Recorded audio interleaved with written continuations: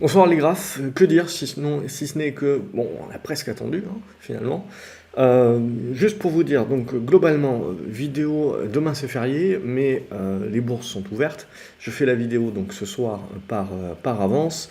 Évidemment, je vous fais pas un dessin, la stat inflation est sortie en dessous des attentes. Alors, il y a toujours de l'inflation, mais youpi olé, on part du principe que c'est bon, on a fait le pic et puis ça va. Bien entendu qu'il y a bien un ou deux membres de la Fed qui vont venir nous parler et qui vont venir nous expliquer dans les prochains jours que ça change pas grand-chose, que globalement, oui, c'est une stat qui démontre que bon, on commence à arriver à former le pic, mais qui vont pas relâcher la pression et qui vont continuer à monter les taux. Certes, ils vont les monter moins fort, ça sera du 0,5% à la prochaine réunion. Ne pas oublier également qu'on aura un autre CPI au mois de décembre, juste avant la réunion de la Fed, mais en gros, on se retrouve là avec 3 semaines où on a plus trop de résultats d'entreprise ou des plus petites boîtes, c'est moins important, plus trop de stats ou des plus petites stats, on va dire, qui sont moins importantes. Alors il y a toujours les stats chômage et compagnie qui arrivent. De manière hebdomadaire, mais voilà, on rentre un petit peu dans une période où on a moins de trucs importants. Au niveau des élections de midterm, globalement, ça va être la cohabitation. Alors c'est toujours le même topo, hein, sur une première puissance économique mondiale, il faut toujours attendre Mathusalem pour avoir les résultats définitifs. Bref, passons. Mais ce que l'on a, c'est les républicains qui prennent la Chambre des représentants. Alors, c'est pas encore strictement validé, mais ça devrait se faire, mais pas avec une énorme avance, mais ça suffit à avoir la majorité. Et puis le Sénat, ça va balloter, en gros, toujours à une voix près. Ça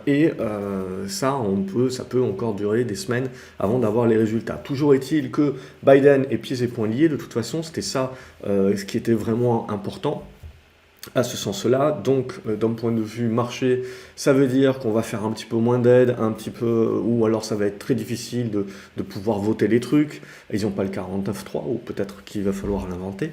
À partir de ce moment-là, donc,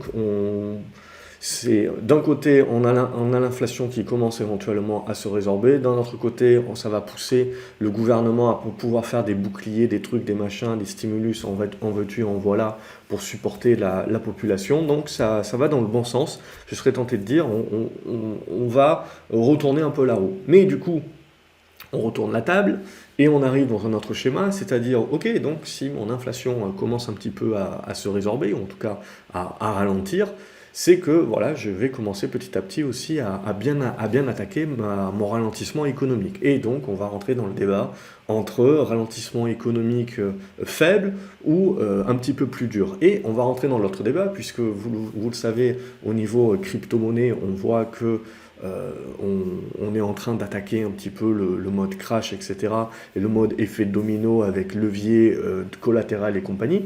Et donc la question, c'est à un moment donné, très bien, est-ce que sur le marché action, ou globalement sur le marché économique au sens large, obligataire et compagnie, est-ce qu'on n'est pas également sur une marge très fine entre justement un dommage collatéral, une faillite d'un too big to fail qui nous plongerait dans ce genre de scénario également. Peut-être moindre, puisque le marché est plus important, il y a les banques centrales également qui pourraient faire en mode banque centrale d'Angleterre et qui pourraient tout de suite faire du QE dans ces cas-là, mais voilà, c'est ça qu'il va falloir peaufiner. Donc il ne faut pas se dire youpi, ça y est, c'est bon, l'inflation maintenant va se résorber, on va monter en ligne droite et compagnie. Donc on voit bien la nouvelle rotation qui s'est mise en place, c'est ok, ben, on fait monter énormément les valeurs tech, et puis les valeurs cycliques sont plus en deçà, puisqu'on va commencer à se poser la question, ok, très bien, ralentissement économique ou récession dure. Et donc ça sera ça le débat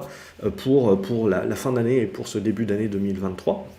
Mais toujours est-il qu'en attendant, ça fait baisser le dollar, ça fait également baisser les taux, donc ça détend un petit peu tout le monde, et on se retrouve avec un Nasdaq qui gagne quasiment 6%. Alors il en avait perdu 3 hier, donc peu ou prou, hein, il faut se dire que de toute façon ça nous fait revenir que sur les mêmes niveaux qu'on avait connus juste avant la stat du chômage. Donc là aussi, il faut savoir, juste avant, c'était pas la stat du chômage, pardon, c'était la réunion de la Fed.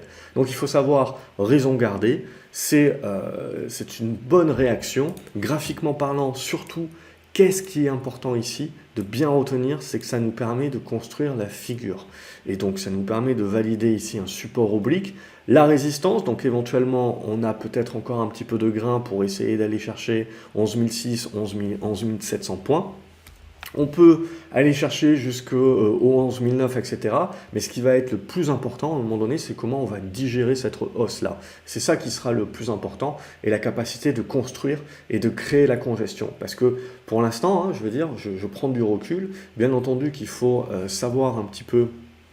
Il faut parler plutôt de prorata et il ne faut pas parler de retournement, ou il ne faut pas entrevoir encore le retournement haussier de la tendance. C'est beaucoup trop tôt. C'est un mouvement de rebond au prorata à l'intérieur d'une tendance de fond qui va demeurer baissière encore à ce stade-là.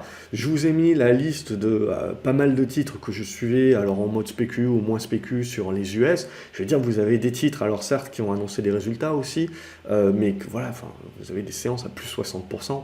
Donc c'est énorme. Alors, bien entendu, il faut prendre ça avec des pincettes, c'est-à-dire qu'il faut également intégrer ces hausses-là par rapport aux baisses qu'on s'est prises là, donc c'est également des prorata, donc c'est-à-dire que oui, vous gagnez 60%, mais finalement, en fait, on voit par exemple, si je prends Digital Turbine, le titre revient à peine sur les niveaux qu'on avait au début du mois d'octobre, après s'être pris déjà une douloureuse. Donc, surtout, ce qui va être le plus important pour moi, c'est là, en gros, on a fait une belle hausse, mais on arrive directement sur les niveaux de résistance, là, poum.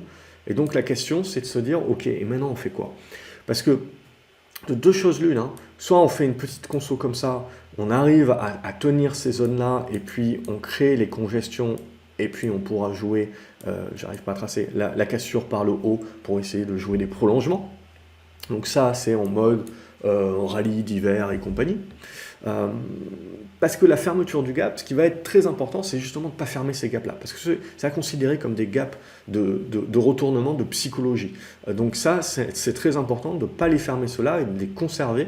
Parce que concrètement, c'est ça qui va nous permettre de valider qu'on a potentiellement la construction d'une tendance un petit peu plus mature qui peut advenir. Donc voilà, ça on va le retrouver sur un paquet de titres, mais on peut regarder aussi d'autres grosses caps. Je vais m'attarder sur ça aujourd'hui, mais si on regarde d'autres grosses caps américaines, on va prendre Meta, donc Facebook, qui s'était fait déglinguer avec les résultats, qui donc là fait une remontée. Donc là aussi, la prise de recul qu'il faut aller voir, c'est qu'on a beau reprendre une vingtaine de pourcents sur Facebook en l'espace d'une semaine, pour autant, vous le voyez, on n'est que sur du rebond au prorata de la baisse, on n'est absolument pas sur du retournement de tendance, et là on est d'ores et déjà en train de revenir sur l'ancienne oblique qui avait servi de support, qui donc devrait rester résistance, et pour l'instant voilà, on est en train de commencer à taper dessus. Et ensuite, ce qui va nous intéresser, alors bien sûr, je ne dis pas, on peut faire un truc comme ça et on peut commencer à construire là, et là, oui, ça commencera à devenir intéressant pour du moyen terme, commencer à parler retournement et compagnie. Mais pour l'instant, voilà, c'est encore un petit peu tôt. Il va falloir attendre de voir comment on va décider de digérer ça. Soit on décide de digérer en poussant jusqu'au bout, en faisant la conso plus tard, soit on va faire la conso un petit peu là et on va commencer à construire. Et ce qui sera le plus important dans notre conso, c'est de réussir à valider les supports et à tenir les supports et globalement à tenir plus ou moins, alors pas sur Meta mais sur d'autres valeurs, à tenir les gaps. On va regarder les autres grosses caps qui sont les généraux. Les généraux, vous savez, qui ont été les derniers finalement à sombrer, mais qui sont globalement aussi là les derniers à franchement rebondir. Alors on a Apple évidemment qui fait du plus 6%, mais il faut intégrer ce plus 6% dans la tendance. Okay, donc il faut éviter de crier victoire trop vite à ce stade-là. Pour moi, tout va se jouer maintenant sur la digestion et sur la construction de ce qui s'est mis en place avant de tirer des conclusions hâtives. Je pars du principe que cette séance, c'est comme la séance du 13 octobre. Il y a des séances comme ça pour moi qui sont des séances où il faut, au-delà de voir un changement de paradigme sur le graphique, il faut voir un changement de paradigme dans les mentalités. On en avait parlé sur les différentes vidéos, c'était l'idée de penser que même si globalement les stats sont pas suffisamment bonnes, etc., pour croire au pivot de la Fed, et que même si globalement on va avoir forcément un mec de la Fed qui va sortir d'ici 2-3 jours et qui va nous expliquer que ça change rien, qu'ils vont continuer de monter les taux, il faut bien prendre en compte qu'on a quand même un changement de paradigme qui se met en place, c'est-à-dire que l'inflation, on avait déjà commencé, mais l'inflation, on va pouvoir la mettre en ce n'est plus une problématique. Alors ça peut revenir, il ne faut pas me faire dire ce que je n'ai pas dit, ça peut revenir. L'inflation pourra revenir à un moment donné, mais plus tard et de manière plus linéaire. J'ai déjà fait un paquet de vidéos pour expliquer la sinusoïdale et les différentes affaires, et le fait qu'à un moment donné, si la récession devient un petit peu trop puissante, les banques centrales reviendront sur le devant de la scène et on nous expliquera qu'on fait remarcher la planche à billets et que c'est évidemment inflationniste, mais on nous expliquera que là, évidemment, il faut l'accepter, c'est pour le bien de tous, c'est pour sauver le peuple, et donc forcément, il faudra l'accepter. Bon, toujours est-il que voilà un petit peu les éléments un petit peu dans lesquels nous sommes. Et donc quand on va regarder du Apple par exemple, c'est très bien, c'est un bon rebond, etc. Mais ça ne change rien à la dynamique de fond, à la tendance de fond. Or, c'est toujours des grosses pondérations au sein du Nasdaq. Alors, après, je sais pas, oui, on peut essayer de pousser un petit peu plus, mais c'est juste pour vous dire que au-delà des plus 6% et du fait qu'on peut éventuellement prolonger et gagner encore 3%, cela devra être digéré, construit, congestionné avant que l'on puisse casser par le haut ou par le bas pour vraiment donner une vraie tendance, une tendance moyen terme. Okay, donc là, pour moi, on reste sur des prorata. Donc on reste sur des mentalités prendre ce qu'il y a à prendre, c'est juste que globalement, il y en a un certain nombre de titres qui s'étaient pris une sacrée raclée, et qui donc forcément en termes de prorata, c'est très difficile de savoir jusqu'où on peut aller, comme Fastly par exemple, on peut prendre Fastly, là on a fermé un premier gap, mais si on a envie de pousser jusqu'aux $10, elle poussera jusqu'aux $10, je veux dire, il n'y a pas de... Éventuellement, je veux dire, on peut pousser. Si elle a envie, avant d'aller aux $10, de consolider et d'y aller après, ou d'y aller d'un coup, de consolider plus fort ensuite, ça, je ne sais pas dire. C'est séance après séance que je vais le voir. Ce que je sais dire, par contre, c'est qu'on a certainement changé le paradigme et que si jamais on consolide, on devrait trouver quand même pas mal d'acheteurs, ce coup-ci, qui voudront jouer le second effet qui se coule. J'en ferai très certainement partie, puisque on a enlevé, je serais tenté de dire, une épine du pied. Alors, pourquoi pas cette consolidation, qu'elle vienne justement avec un membre de la Fed qui vient nous expliquer que ça ne change rien pour lui, donc du coup on boit du noir et on se dit, oui, l'inflation a fait moins que le consensus, mais bon, c'est pas, la bataille est loin de gagner, c'est quelque chose qui dure longtemps, on est sur des cycles économiques, c'est long, etc.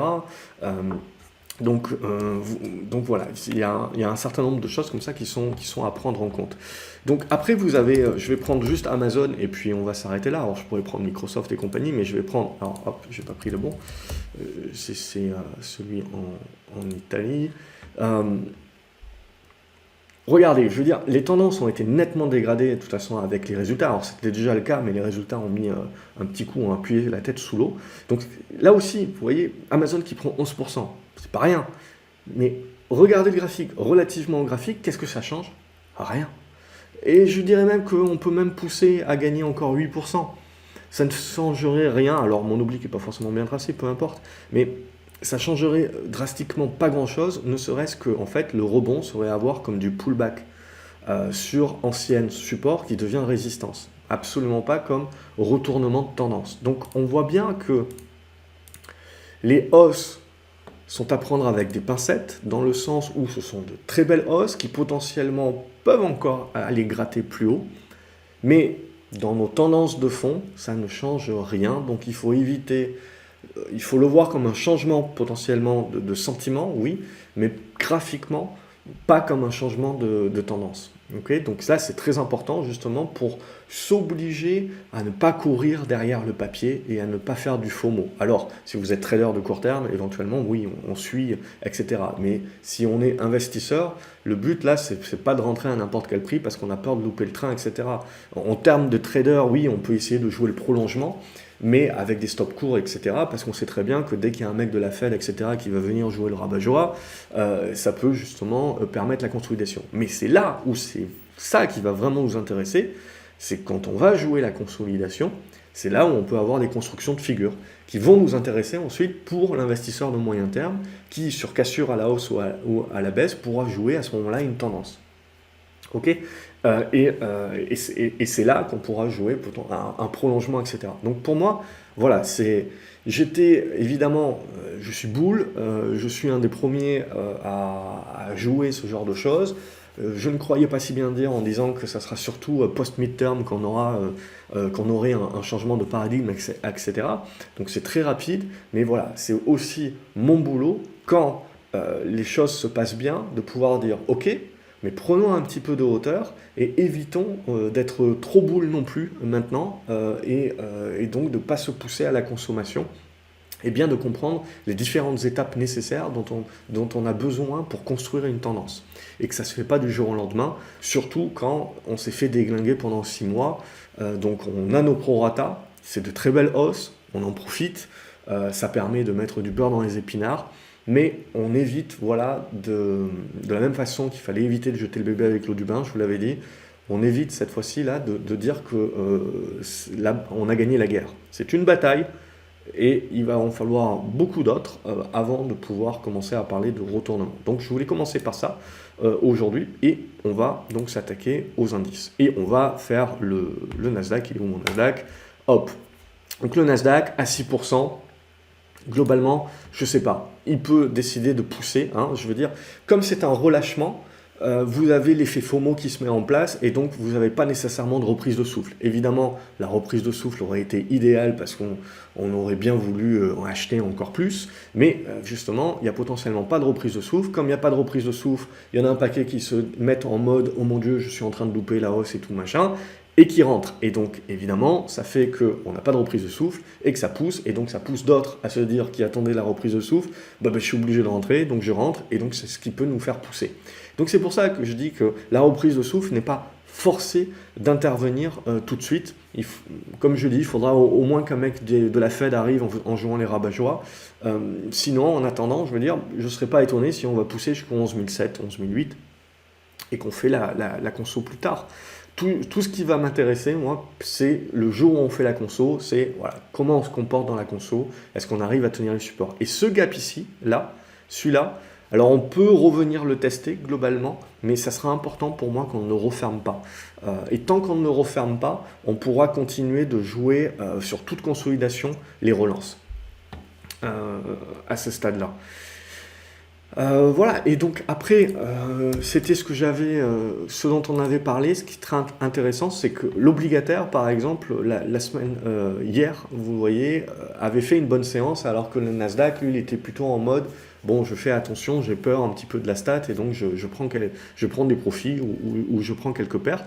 Mais globalement, on avait déjà stoppé l'hémorragie sur le 10 ans américain, donc ça c'est l'obligataire. Donc si les obligations montent, les taux baissent. Donc sur notre obligataire, ce qui va nous intéresser, c'est pareil. C'est là aussi un très bon rebond. On est en train de casser une résistance. On jouera peut-être dans cette zone ici. Et le but, c'est qu'on continue de jouer la détente jusqu'à revenir vers cette zone des 98 éventuellement. Mais après, c'est là que ça va être important. Parce que ce rebond-là, ça reste du rebond de court terme. Et ce qui va vraiment nous intéresser derrière, c'est la phase de congestion. Et c'est ça qui va créer, c'est la phase de conso qui va créer la congestion. Et c'est ça, cette phase de congestion, qui nous permettra de dire ensuite, si on la casse par le haut, oui, on est véritablement en train de changer de paradigme, de retourner le marché. Mais comme je vous ai souvent dit, si tel est le cas sur les taux, et que ça se fait très rapidement, ça veut dire que le marché a d'autant plus peur, non pas d'un ralentissement économique, mais d'une récession dure. Et donc là, il faudra se méfier de l'impact sur les cycliques. Et donc les valeurs de croissance, il faudra rester sélectif, mais elles devraient surperformer par rapport aux valeurs cycliques. Donc c'est très intéressant de regarder les taux, parce que d'une certaine manière, on a besoin qu'ils se détendent, comme ça le marché se détend un petit peu, bien entendu, mais s'ils se détendent trop fort, ça veut dire que le marché croit également que la récession va arriver plus vite et plus forte. Et potentiellement plus durable. Et donc là, il faudra faire un petit peu plus de méfiance sur les valeurs cycliques qui, dernièrement, ce mois dernier notamment, avaient plutôt très bien performé. sur la base qu'il y a un petit peu moins de risques sur l'énergie, etc. Et que on tend, et on voit un petit peu une espèce de soft landing pour l'instant. Mais tout ça peut vite changer, et comme je vous l'ai dit, sujet numéro un maintenant n'est plus l'inflation, mais va être ce débat entre ceux qui vont penser qu'on va faire un soft landing et ceux qui penseront qu'on va se taper un hard landing. Donc voilà un petit peu où on en est, et là, même chose pour moi au niveau des taux. Ce qui va être très important maintenant, c'est comment on va digérer cette hausse. Donc on peut prolonger, mais ensuite, ça sera la digestion que l'on fera au-delà de ces potentiellement 2-3 prochaines semaines. C'est là où ça va se jouer. Évidemment, l'euro-dollar, très important, donc qui se détend. Donc le dollar qui baisse également, c'est bon pour l'Europe, c'est bon pour les émergents, c'est bon pour tout le monde globalement. Sauf pour ceux qui ont des portefeuilles US. Alors on performe plutôt pas mal en effet, mais voilà, il faut sous-traiter également un petit peu si on n'a pas un compte dollar pur, c'est cette détente-là. Là aussi c'est la même chose, que sur les taux, que sur le Nasdaq, que sur tout, c'est une détente. Et potentiellement cette détente peut aller voir beaucoup plus haut, vers cette zone des 1,04 éventuellement, mais pour autant, ce n'est qu'une détente de court terme dans une tendance de moyen à long terme qui reste descendante. Donc là aussi, au-delà de cette détente de court terme, ce qui va surtout être important une fois qu'on aura atteint les niveaux de résistance voulus par le marché, c'est comment on va construire, comment on va congestionner. Et cette congestion, est-ce qu'on en sort par le haut ou par le bas? Et c'est ça qui nous donnera donc le gros des tendances. Et si on en sort par le haut, ça veut dire qu'on se détend vraiment beaucoup sur le dollar. Ça veut dire qu'éventuellement, on a poussé aussi peut-être des négociations vis-à-vis de la guerre en Ukraine et compagnie. Et donc là aussi se posera la grosse question qui, si on se détend trop fortement, trop rapidement sur le dollar, énormément de capitaux vont commencer, même si les marchés américains montent, à ne pas pouvoir profiter de cette montée-là et donc à revouloir diversifier dans leur pays d'origine et donc revenir sur du Japon, revenir alors sur la Chine, ça sera compliqué tant que évidemment il y a cette histoire de Taïwan et ça continuera de rester en épée de Damoclès. Donc ça restera en termes de flux toujours compliqué. Mais bon, la Chine pour moi, pour un particulier, reste toujours intéressante. Pour un gérant, c'est beaucoup plus difficile parce que derrière, il faut pouvoir le justifier à la clientèle. Et quand vous savez que vous avez les risques de Taïwan, bah, c'est très difficile à justifier ce genre de choses-là. Mais voilà, globalement, donc, si on continue d'avoir cette détente-là, la question se posera sur la surpondération sur les US actuellement et donc sous-traiter une certaine partie des capitaux pour revenir les investir. Et ça peut être positif pour l'Europe par exemple. Évidemment, le point central, ça sera la suite sur l'Ukraine et pourquoi pas la détente. Ça prendra beaucoup de temps, hein, bien entendu, mais pourquoi pas un début de détente si on commence à parler négo, comme c'est plus ou moins en train de filtrer. Et le fait aussi que les républicains prennent la Chambre des représentants et compagnie, bon, bah, Biden va avoir un petit peu plus de mal à voter certainement quelques aides supplémentaires pour l'Ukraine. Donc ça, l'hiver arrive, etc. Donc potentiellement, là aussi, ça peut pousser tout le monde, autant les Russes que les Ukrainiens, que les Américains, que les Occidentaux, peut-être à vouloir chercher une solution dorénavant, puisque peut-être que dans 3 mois, 4 mois, un des deux camps finalement aura un petit peu trop aura trop perdu. Donc éventuellement ça peut pousser à vouloir négocier ces prochains mois. On verra. J'ai pas de conviction pure là-dessus. En tout cas, humainement parlant, le plus vite sera le mieux. Mais on peut comprendre bien entendu que les Ukrainiens n'ont pas du tout envie de négocier à ce stade-là et sont en position de force jusqu'à ce que les Russes balancent une bombe tactique qui élimine peut-être une grosse partie des forces, et là on aura perdu éventuellement une bataille. Évidemment, on ne le souhaite pas, mais avec les Russes, je pense qu'il faut de toute façon être toujours prêt, et surtout Poutine, pas les Russes, il faut surtout être prêt un petit peu à toutes les éventualités. Donc ça c'est une épée de Damoclès au-dessus des marchés qu'il ne faut pas oublier non plus, c'est que plus personne n'en parle, on semble penser que ça n'existe plus, mais voilà, ça peut revenir sur le devant de la scène du jour au lendemain. Mais à ce stade-là, voilà, pour l'instant, tout le monde est sage et on évite de balancer des bombes nucléaires, même tactique. Donc, pour l'instant, on semble oublier qu'il y a même la guerre, malheureusement. Donc voilà un petit peu où on en est. On va regarder le CAC. Évidemment, le CAC, il y a beaucoup de valeurs cycliques. Donc aujourd'hui, on profite un petit peu moins de la hausse, mais jusqu'à présent, depuis le mois d'octobre, il faut dire qu'on était en mode ligne droite. Alors là aussi, on peut peut-être essayer d'aller pousser vers les 6600, mais ce qui va être important, c'est de consolider, pour moi, des niveaux 6003, 6002 sur ces niveaux de gap là. Tant qu'on va rester au-dessus de ces niveaux-là, on va rester globalement positif.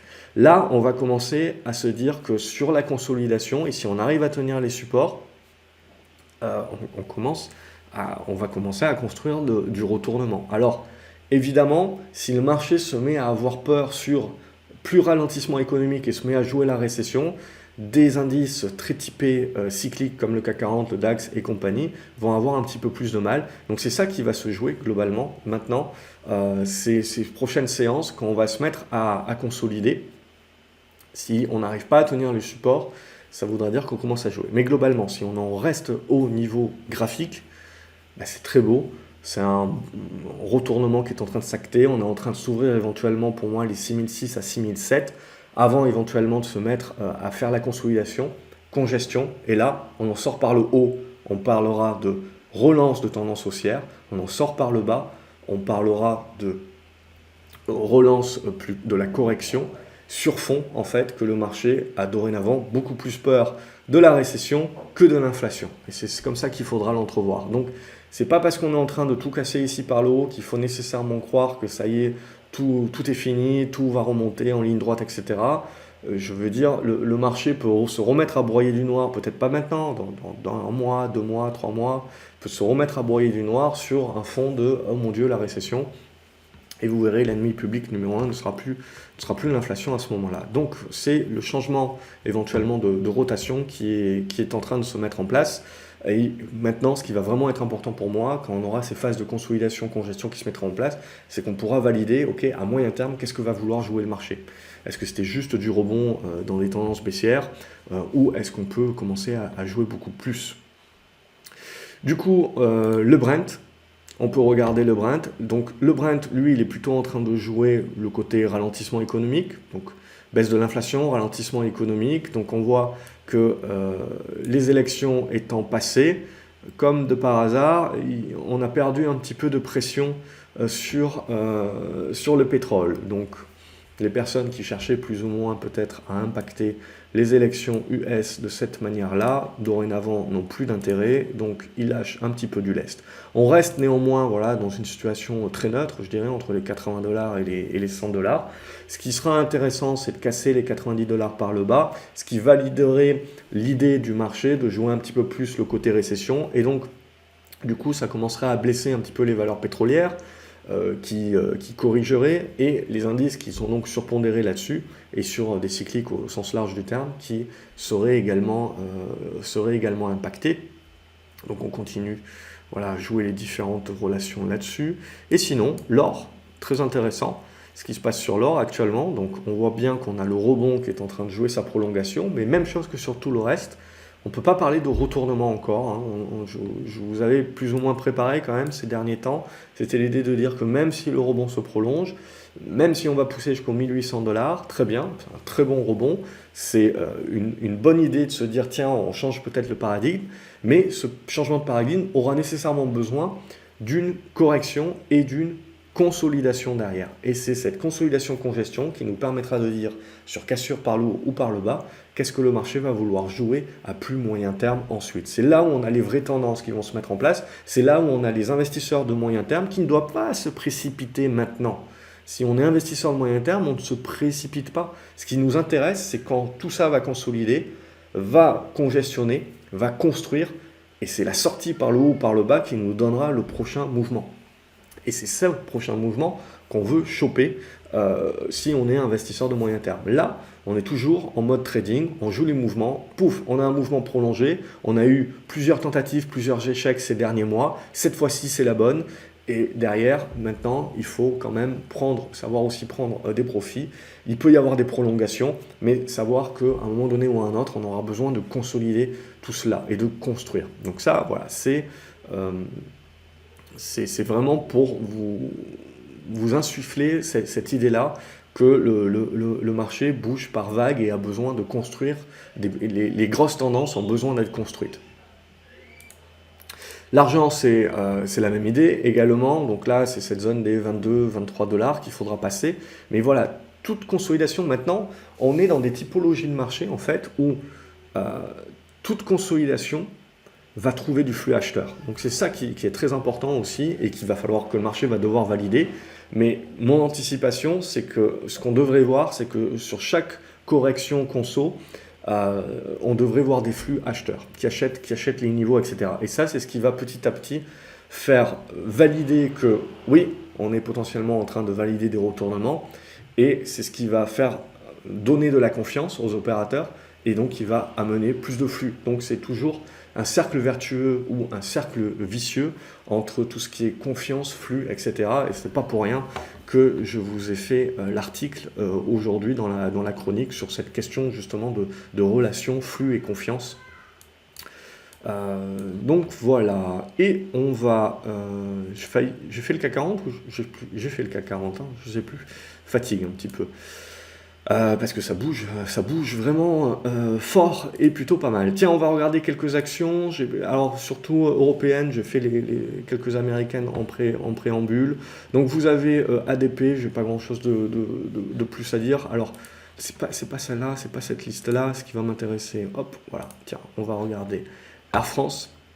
Donc on se retrouve voilà, avec des choses comme ça, où voilà, vous avez Air France qui est en train de remonter un petit peu la pente, mais c'est vraiment cette zone des 1,40 qu'il faudra réussir à casser pour continuer à construire. Après, vous êtes dans une espèce de grand triangle là, on voit si on nettoie un petit peu notre graphique, hop, dans une espèce de grand triangle, et donc ça peut zigzaguer encore beaucoup de temps.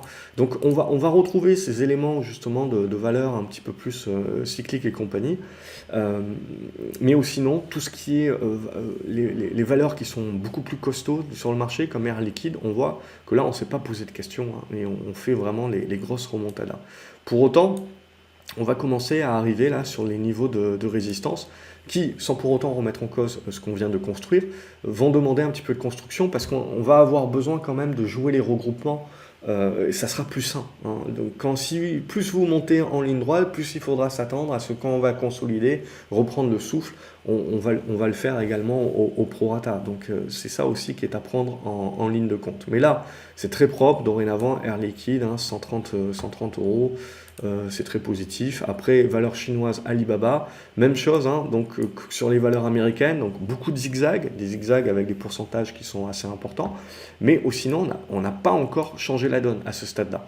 Donc on le voit, il y a encore énormément de boulot, énormément de batailles à remporter avant de commencer à pouvoir leur parler de retournement. Et l'une des premières batailles, ce sera de passer les 72 dollars et commencer à se mettre dans des congestions qui vont commencer à être intéressantes pour la suite.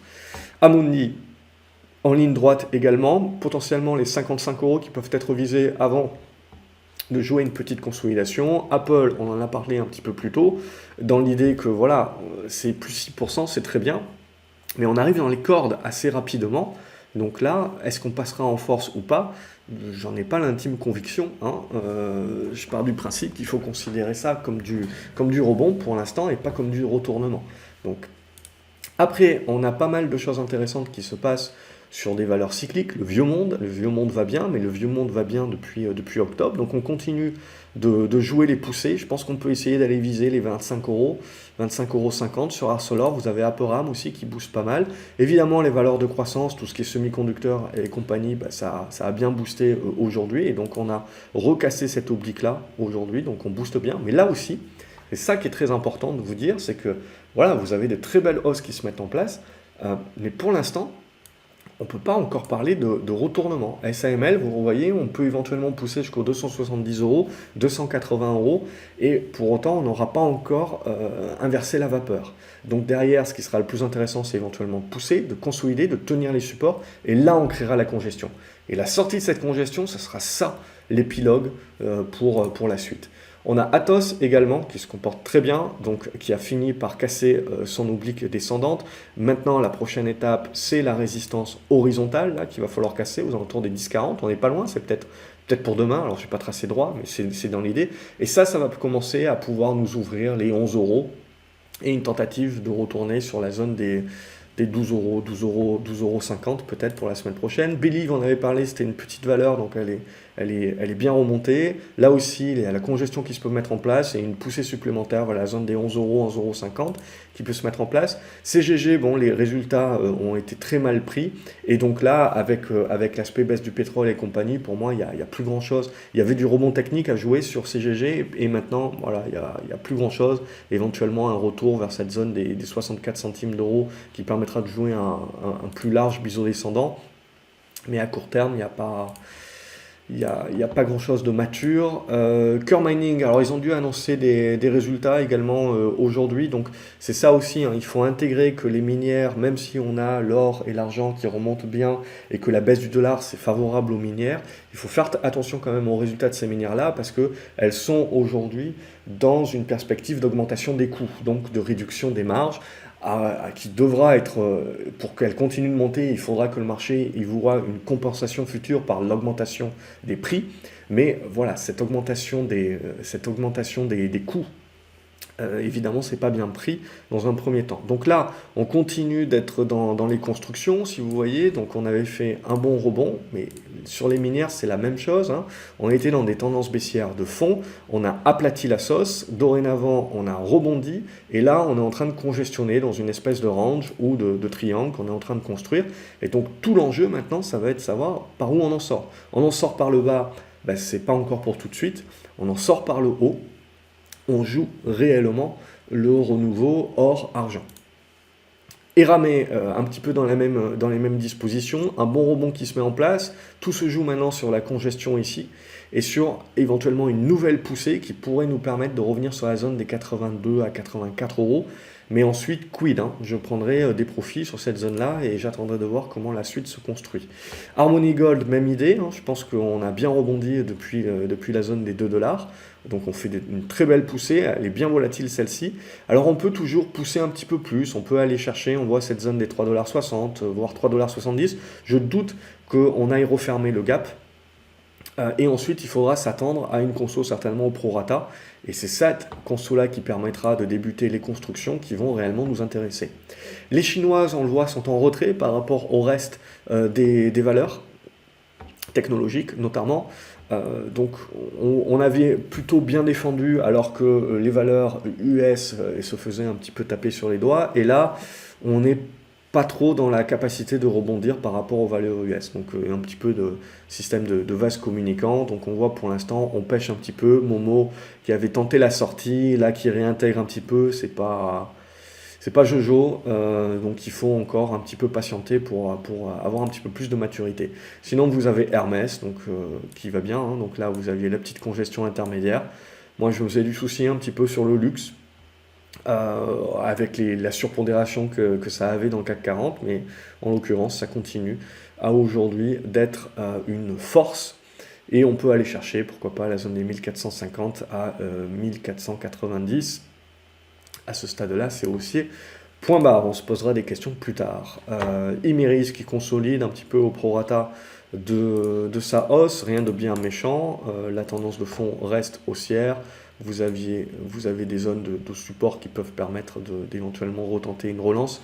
Et on verra ensuite comment ça construit. Lexibook, on en a parlé à différentes étapes sur l'académie, ici, et là, aujourd'hui, je ne vais pas commencer l'apéro, mais hop, on a la cassure qui se met en place avec des gros volumes. Donc ça, je pense que ça peut pousser peut-être vers la zone des 2,40, 2,50.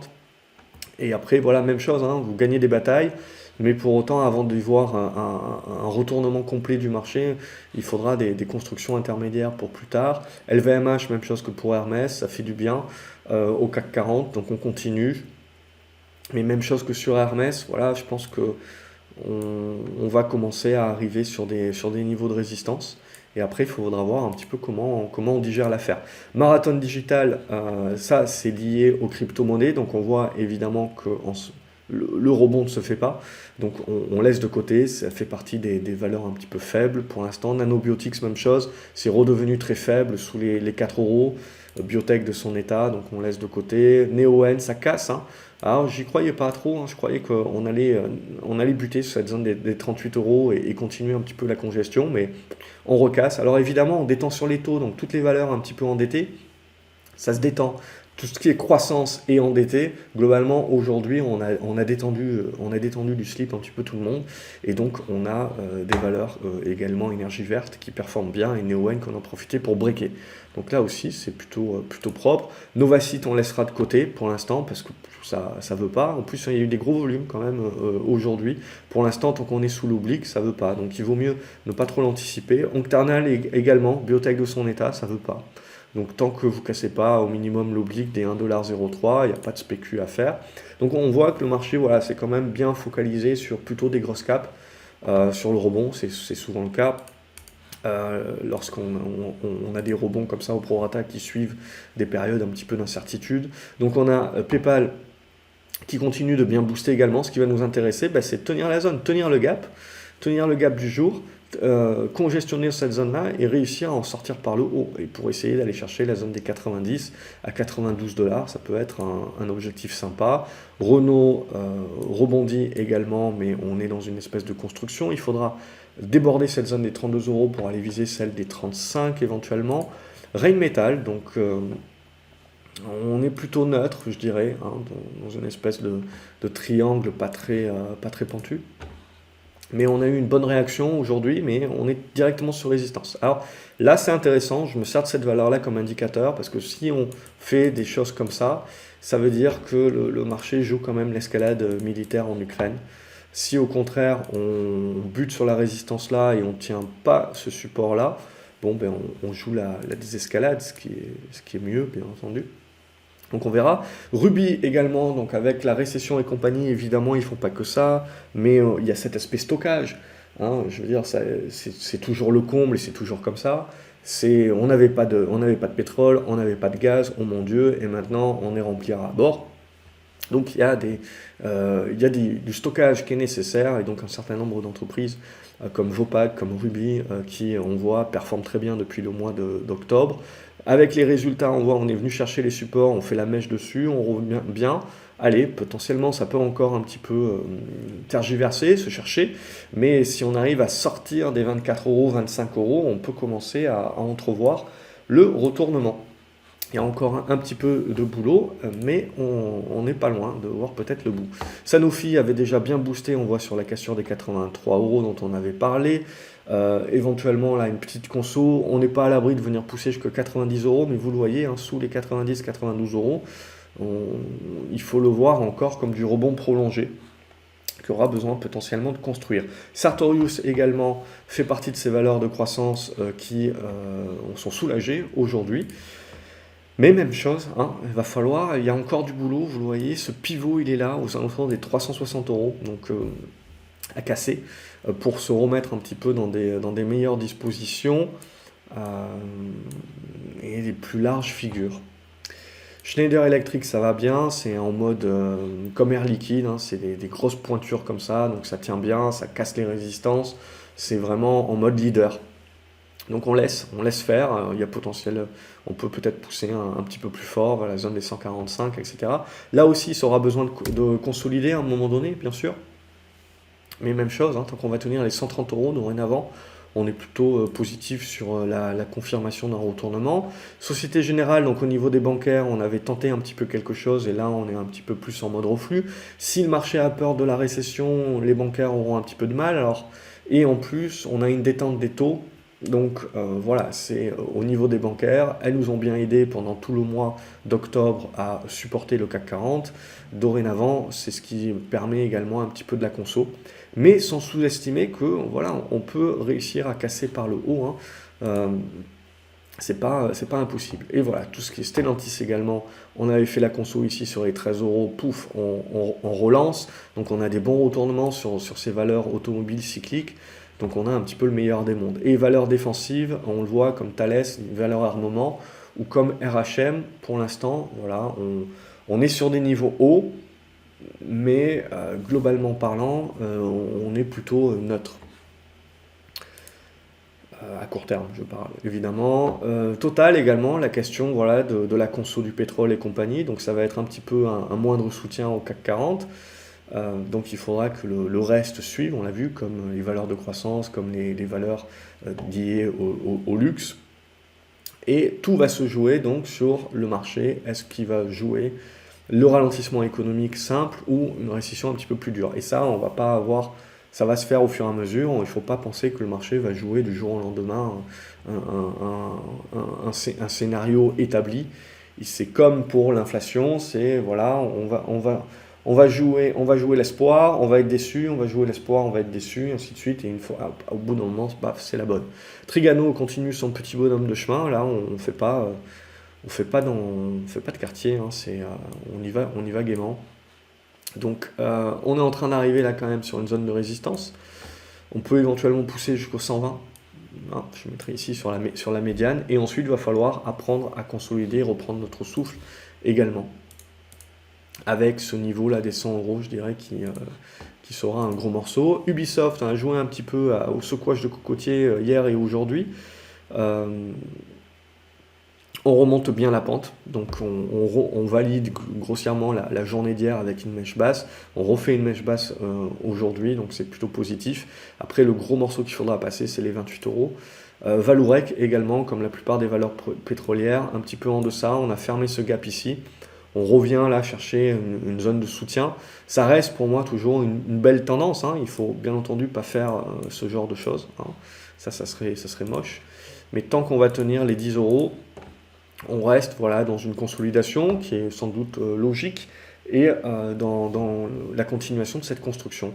Je pense que voilà, même si le pétrole se résorbe à court terme, que l'on pense plus ralentissement économique et compagnie, il ne faut pas oublier le déficit d'offres, il ne faut pas oublier de prendre la vue hélicoptère, de penser en termes d'énergie à moyen, à long terme. Je veux dire, les scénarios sont toujours les mêmes. Verallia, toujours positif, éventuellement à la relance. Il y a une petite news sur Visiomed ce matin, mais on voit qu'on a du mal à passer la résistance.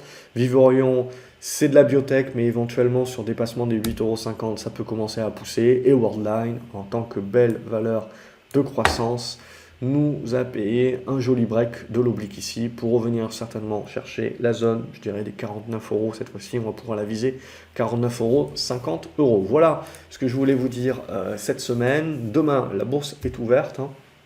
Hein. Quant à moi, je vous retrouve lundi pour de nouvelles chroniques. Comme d'habitude, j'espère que les vidéos vous servent le plus possible. N'oubliez pas de mettre un pouce en l'air, un j'aime, voilà, vous l'appelez comme vous voulez. Et de partager également la vidéo sur vos réseaux sociaux. N'hésitez pas également à me dire en commentaire ce que vous pensez du marché, quelles sont les valeurs qui fonctionnent bien, est-ce que vous pensez à la rotation ou pas. On voit qu'on a un petit peu tout, hein. Les cycliques marchent très bien.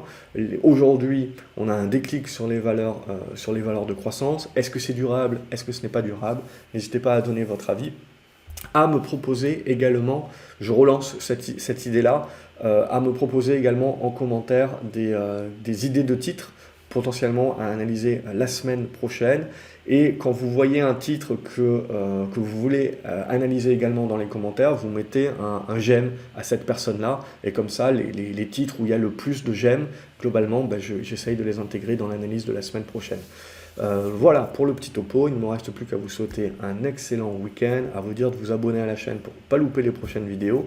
Et moi, je vous dis à lundi. Salut les graphes.